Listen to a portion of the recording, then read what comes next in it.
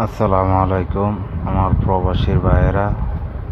আজকের এই ভিডিওটা আমাদের গোসাইপুর ঐতিহ্যবাহী গোসাইপুর বাজারের যারা প্রবাসে আছে তাদের জন্য, যারা মনে করেন 4 বছর 5 বছর দেশে আসতে পারে না, দেশের হাট বাজার দেখতে পারে না। এই বাজারটা হলো আজকের যে ভিডিওটা মূলত তোলার, এটা হচ্ছে একমাত্র প্রবাসী আমার ভাইয়েরার জন্য। কতদিন ধরে নিজের এলাকা দেখতে পারে না, নিজের হাট বাজার দেখতে পারে না, এজন্য এই ভিডিওটা। আর মূলত হচ্ছে গিয়া যে রোজা রমজান মাস আমাদের গোসাইপুর বাজারে দোকানপাট এমনি তো ভিড়টা থাকে প্রচণ্ড বেশি, আর সব জিনিসেরই দাম অতিরিক্ত বেড়ে যায়।